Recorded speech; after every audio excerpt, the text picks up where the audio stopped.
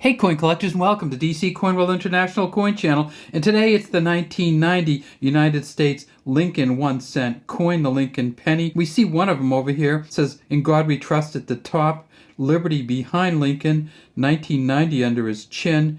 One of the things we're going to talk about from 1990 is that in 1990, on some of the coins, they forgot to put the S mint mark on it. So if you know anybody that buys the proof sets and has the 1990s and just has them in a box somewhere, encourage them to get those proof sets open and just look through them just in case they have one of the no S 1990s, which is going to be worth probably a minimum of $6,000. And if they find the elusive proof 70 deep cameo, it could be worth somewhere around the $20,000. This is the first no S penny year that ever happened and probably ever will happen. It's never happened again. But let's get back to the other coins first, and then we'll go over the S somewhere around the 3-minute mark of this video. And this is an uncirculated mint set coin from Denver, and you can see the D down there. You can also really see the initials right down here at the bottom, VDB for Victor David Brenner. In 1990, the Denver Mint made 4.9 billion of these. That's billion with a B. So there's just a bunch of them out there. They're not hard to find, but they are hard to find in really good shape. And this is one of them that's in pretty good shape. If we flip it up onto its side and we kind of look at this, we see that this is one of the copper-plated zinc. So they had changed to copper-plated zinc. This is not a bronze coin. And then on the back, we see one of the reasons why this is just a nice coin. And that's the Lincoln Monument in the center. You can see Lincoln in there really well. All the steps, all the crenellations here. At the very top it says United States of America, E Pluribus Unum. Down here on the right we see that there's an F and a G. That's the initials of the engraver of the back, Frank Gasparo. And then down here at the bottom we see it says 1 cent. They have found 2 Mint State 69s of these, and they go for $7,200. They also made it at the Philadelphia Mint, and this is a Philadelphia Mint coin with no mint mark here. No mint mark on the Philadelphia pennies ever. And so the Philadelphia Mint pennies, they made 6.9 billion. So between the two of them, they made about 12 billion pennies. The back of this one, again, really nice. They found 8 Mint State 69s at the Philadelphia Mint, and those are worth about $3,000.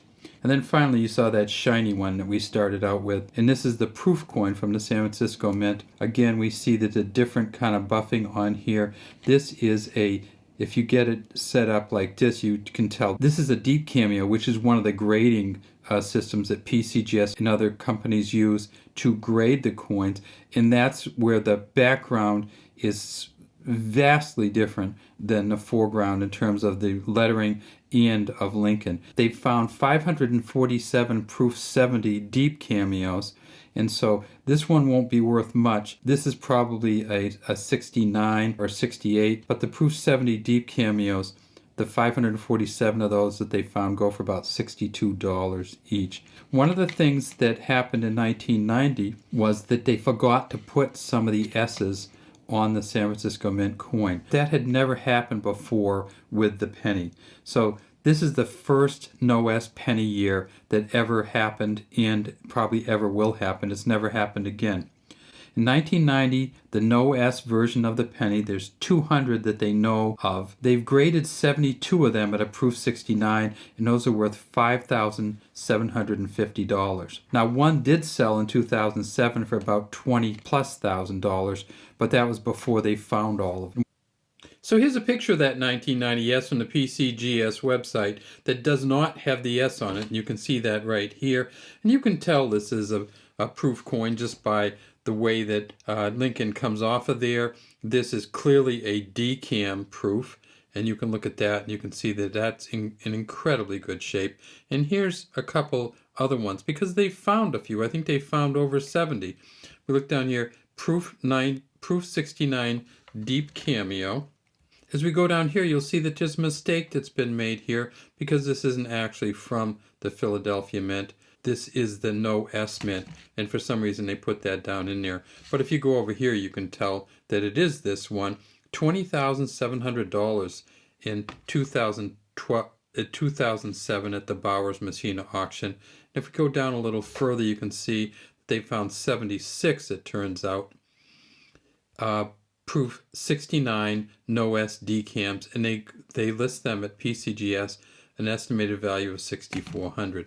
And if you go down further on this page, you'll see that they start talking about it down here, and they say the 1990 no S cents were first discovered in July 18th of 1990 by Jim Cullen of New York. Following the discovery, the Mint publicly announced that several of the cents with missing mint marks were accidentally struck at the San Francisco Mint. They confirmed that they destroyed 145 of them, but they think that maybe 3,700 are out there. So if there's 3,700 out there, and they found probably, if you add all these up together, they may have found a few hundred, maybe 200 to 300. So they are still out there. You just have to find a way to get one of those mint sets that somebody hasn't looked at already, or that somebody doesn't know about the no S version. All right, good luck looking for those. Why is that a big deal? Why is the 1990 no S coin a big deal? Well, because the pennies first came out in 1909, and here's a 1909 penny. There is no mint mark on this coin, but there is something else that's really exceptional, and that is down here, the VDB. So in 1909, when the year that first came out, they made it in two different versions. They made the 1909 with a VDB, or Victor David Brenner, on the back. The same VDB that's down here, Victor David Brenner. They had the initials on the back at the beginning, and then they moved them to the front. But in 1909, they had the no VDB and the VDB. In 1909, the initials went on the back, but the mint marks still went on the front. I don't have a 1909 S, but this is a 1911 D, and so the D's and the S's would go right on the front, right underneath the date. If you're looking for the 1990s S, it's going to be incredibly hard to find because these only come in proof sets. So you'd have to get a proof set, and you'd have to find one that somebody hadn't looked through already. But what some people do is they buy the proof sets. So if you know anybody that buys the proof sets and has the 1990s and just has them in a box somewhere, encourage them to get those proof sets open and just look through them just in case they have one of the no S 1990s, which is going to be worth probably a minimum of $6,000.